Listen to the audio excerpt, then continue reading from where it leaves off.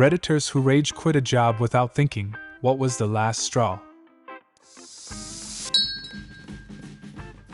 My insufferable asshole manager followed me after work to my second job because she didn't believe I had one, and was just using it as an excuse to get out early. My manager at my second job said, "There's some crazy lady banging on the doors yelling your name." So I grabbed my uniform from my bag, opened the door, threw it in her face and told her to fuck off. Call center, inbound sales. They told me I needed to have higher sales numbers and gave me training materials tools to help.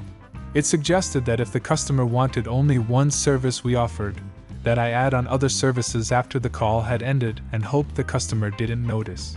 I questioned this and they said that is how Dave has the highest sales for the past 6 months and I should follow his example. Yeah.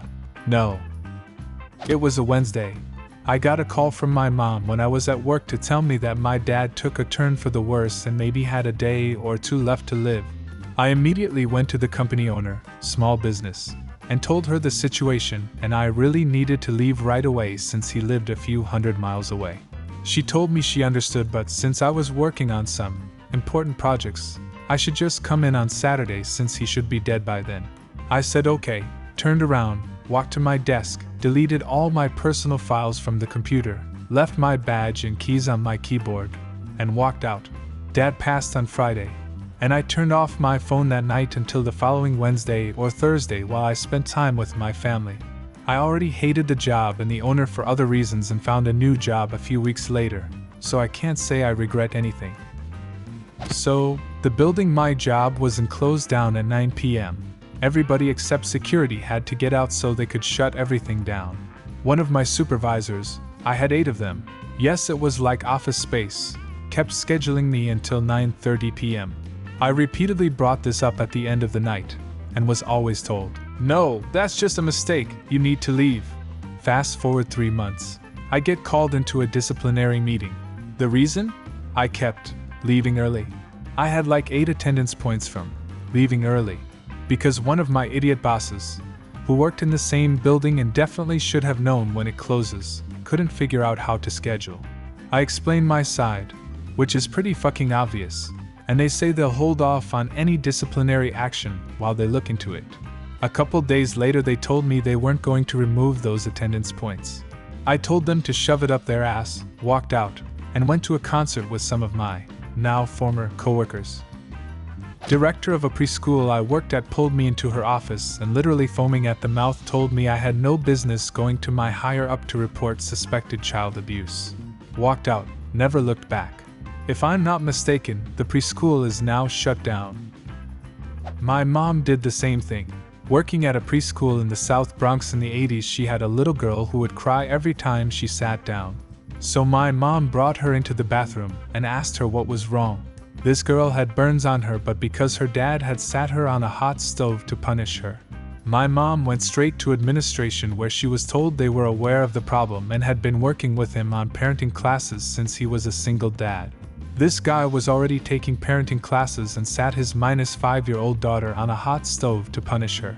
My mom decided right there that she couldn't work for people who would cover this up and not report him, and that was her last day. She then went home and reported him herself. My boss came back from his 30th smoke break that shift, saw me taking a breather after I cleaned the entire kitchen on my own, and told me to stop being so unproductive. Fuck you, Matt. God, that is such a common thing I feel. Wanna take a smoke break? Fine. Wanna get off your feet for 10 minutes and decompress? Fuck you. Boss smokes a lot, 2 coworkers don't smoke at all. At the end of the day, those 2 just go to the kitchen, drink tea for the last 20 minutes of workday and chat about stuff. Kitchen is a bit further away from the work area, so boss never really noticed it, until he did. He walked up to them, asked what the hell were they doing. One of them looked him dead in the eyes and said, "Smoking." Boss just mumbled something about smoking being bad for you and walked away. I was working at a local bike shop at the time and had a minorish surgery. The shop called me and told me I needed to come in because another mechanic called in sick. They were aware of my surgery and just didn't care. I quit during that phone conversation. Learn the art of not answering the phone from your work on your days off. You have no obligation to do so for jobs such as the one you had. They are never calling to say hi. It's to fuck your weekend up. Boss not doing payroll before leaving on a business trip and leaving it to the poor office manager to tell people they weren't gonna get paid on time. I walked out of the staff meeting saying I'd be back when paychecks arrived. By the time I got home, I was mad enough to call my ops manager back and quit. Why didn't the boss do payroll? Stated answer was printer toner cartridge at home was empty. Guess he'd never heard of writing checks with a pen. I started work in a bar in town and was told to be at work at 7 p.m. for my first shift, with the manager providing me with a tight time sheet showing my new working hours. Went home and had a cat nap. At 5 p.m. my new manager calls me asking where the hell I am and telling me I need to come in now. I referred him to my time sheet, which stated I was to be in at 7 p.m., to which he told me, "The time sheet doesn't f***ing matter, you do what I tell you." Hearing this, I politely told him that I would not be in tonight or ever. Good night, and went back to my cat nap. Good on you. Where the fuck do these people crawl up from? What did he expect? Based on numerous stories from people in the food industry, he may have expected his workers to sit around all day off the clock just in case it got busy enough to have them work. I've also heard of waitresses being taken off the clock for 1 hour, so it's not even worth going somewhere else while they wait. And of course, you can't work a second job if you need to be on call at any moment. I worked for a restaurant for 2 weeks that refused to teach me anything but berated me regularly for not knowing how to do anything. One day, at the daily premium meeting, my boss told me that, "You are complete and total shit, and you'll always be shit." I waited until they got busy that night, then went the fuck home and never came back. You're lucky you got out early. It took me 9 months for me to leave a job like that. Plus, I never understood how they could berate you but not teach you how to do the job in the first place. Worked at Best Buy in high school. Some people from a different store transferred over, and one of them took over scheduling from my supervisor. She gave me a total of 10 hours a week, down from my usual 30 to 40. I had to save 2 checks just to pay my shitty cheap Cricket phone bill with those hours. I complained to my sup about her scheduling, and they raised me to about 15 hours. I couldn't understand why or what I had done to get cut so much. When my birthday came close, I reminded her constantly to not schedule me that day, which shouldn't have been a problem considering my shit hours. She told me constantly not to worry.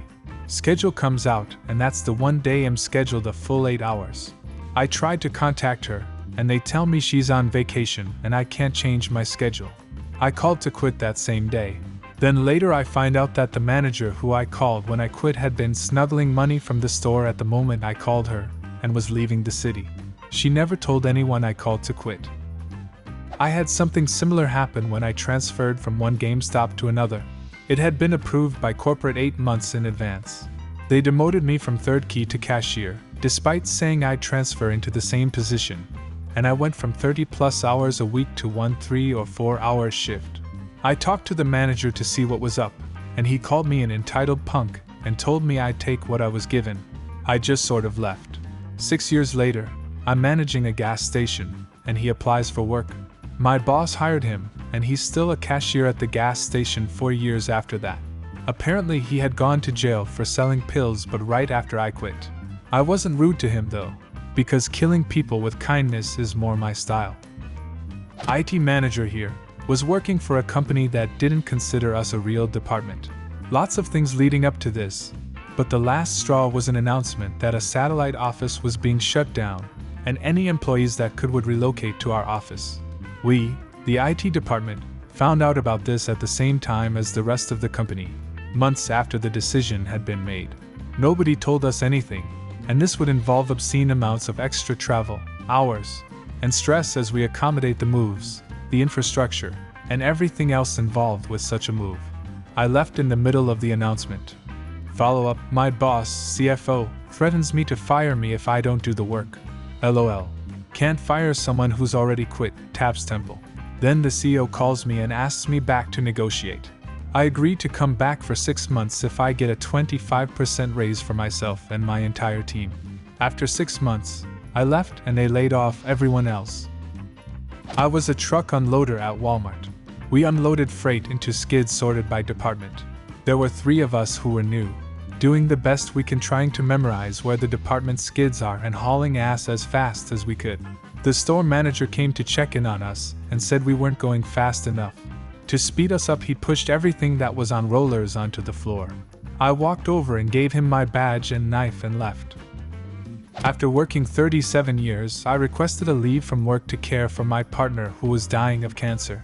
I had 8 weeks of PTO time and was denied the request, so I quit to care for him in his last month of life. Do you have a similar story? Leave a comment and subscribe to the channel if you want to see more videos like this one.